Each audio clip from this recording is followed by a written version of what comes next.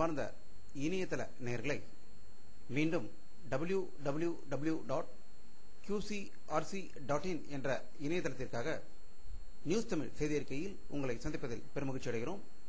இன்று 29 மார்ச் 2009க்கான முக்கிய செய்திகளை தற்போது பார்க்கலாம். அதிவேக பிரமோஸ் ஏவுகணை பொக்ரானில் இன்று வெற்றிகரமாக பரிசோதித்து பார்க்கப்பட்டதாகவும் பிரமோஸ் ஏவுகணை 290 கிலோமீட்டர் தொலைவு தாக்குதல் இலக்கை வெற்றிகரமாக சென்றடைந்து தாக்கியதாக மத்திய ஆராய்ச்சி மற்றும் மேம்பாட்டு கழகம் அதிகாரிகள் தெரிவித்துள்ளதாக டெல்லியிலிருந்து தகவல்கள் வந்து கொண்டிருக்கின்றன. தமிழகத்தில் காலியாக உள்ள 3 சட்டசபை தொகுதிகளுக்கான இடைத்தேர்தல் மக்களவைத் தேர்தலுக்கு பின்னர் நடைபெறும் என்று தேர்தல் ஆணையம் தெரிவித்துள்ளதாக செய்திகள் வந்து கொண்டிருக்கின்றன. அகில இந்திய காங்கிரஸ் கட்சி பல முன்னணி நடிகர்களை தேர்தல் பிரச்சாரத்தில் ஈடுபட முயற்சி மேற்கொண்டு வருகிறது. முன்பு கோவிந்தா, நடிகை நெக்மா போன்றவர்களை ஈடுபடுத்தியது.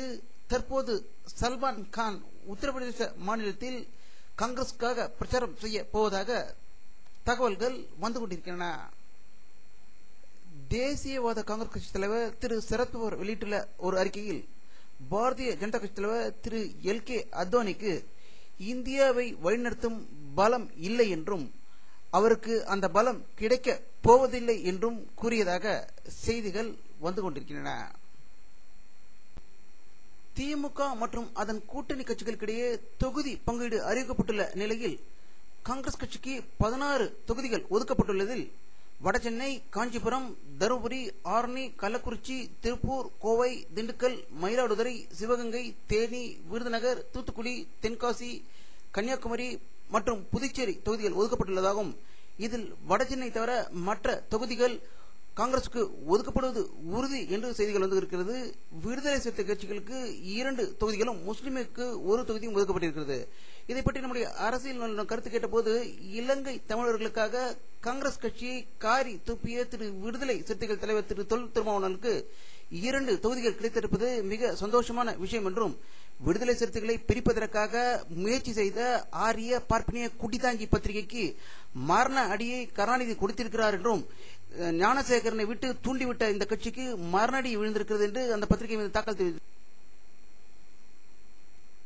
தாக்கி கருத்து தெரிவித்திருக்கிறார்கள்.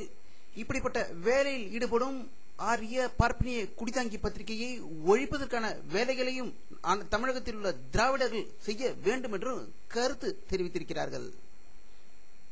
தேர்தல் பிரச்சாரத்தின் போது வன்முறையை தூண்டும் வகையில் பேசியதாக கைது செய்யப்பட்ட பாரதிய ஜனதா கட்சி தலைவர் திரு வருண்காந்தி மீது கொலை முயற்சி வழக்கு பதிவு செய்யப்பட்டுள்ளதாக உத்தரப்பிரதேச மாநிலத்தில் உள்ள பிலிப்பட்டிலிருந்து செய்திகள் வந்து கொண்டிருக்கின்றன.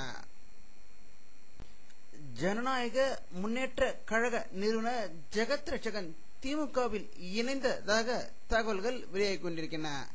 இதை பற்றி அரசியல் வல்லுநரிடம் கருத்து கேட்டபோது பாமக எப்பொழுதெல்லாம் திமுக விட்டு வெளியே பிரிக்கிறதோ அதே இனத்தை சேர்ந்த திரு ஜெகத் ரட்சகன் போன்ற கட்சித் தலைவர்களை திமுகவில் சேர்த்துக் கொள்வது வழக்கம்தான் என்றும், ஜெகத் ரட்சகன் திமுக தலைவர் கருணாநிதியை பார்த்துவிட்டு வெளியில் வந்தபோது ஜனநாயக முன்னேற்ற கழக கட்சி நிறுவனம் ஒரு சேவை நிறுவனம், அது தொடர்ந்து நடைபெறும் என்று கூறியதாக அவர்கள் கருத்து தெரிவித்திருக்கிறார்கள். உலக பொருளாதார நெருக்கடி பற்றி அடுத்த வாரம் லண்டனில் நடக்கவிருக்கும் G20 முக்கிய நாடுகளின் மேல்நிலை மாநாட்டுக்கு முன்னோடியாக ஆயிரக்கணக்கான ஆர்ப்பாட்டக்காரர்கள் இன்று லண்டன் வீதிகளில் ஊர்வலமாக சென்று வறுமை, வேலைவாய்ப்பு, பருவநிலை மாற்றம் ஆகிய குறித்து அவசர நடவடிக்கை எடுக்க வேண்டும் என்று குரல் எழுப்பியதாக லண்டனில் இருந்து தகவல்கள் வந்து கொண்டிருக்கின்றன. வட கொரிய நாடு மீண்டும் ஒரு ஏவுகணை ஆராய்ச்சியில் முற்பட இருப்பதாகவும் அது ஏப்ரல் மாதத்தில் விண்ணில் ஏவப்பட இருப்பதாக தகவல்கள் வந்து கொண்டிருக்கின்றன. இப்படி வடகொரியா ஏவுகணை பரிசோதனை மேற்கொண்டால் ஜப்பான் அதை சுட்டு வீழ்த்தும் என்றும் ஜப்பானிலிருந்து செய்திகள் வந்து கொண்டிருக்கின்றன. அரபிக்கடலில் மீன்பிடித்துக் கொண்டிருந்த இந்திய மீனவர்கள் 400 பேரை பாகிஸ்தானில் ஜெயிலில் அடைத்து வைத்திருப்பதாக தகவல்கள் வெளியாகிக் கொண்டிருக்கிறது. திபேத் நாட்டிலுள்ள சீன போலீஸ் ஸ்டேஷனை திபேத்தியர்கள் ஒரு கூட்டமாக சென்று போலீஸ் ஸ்டேஷனை தாக்கியதாக திபேத்திலிருந்து தகவல்கள் வந்து கொண்டிருக்கின்றன.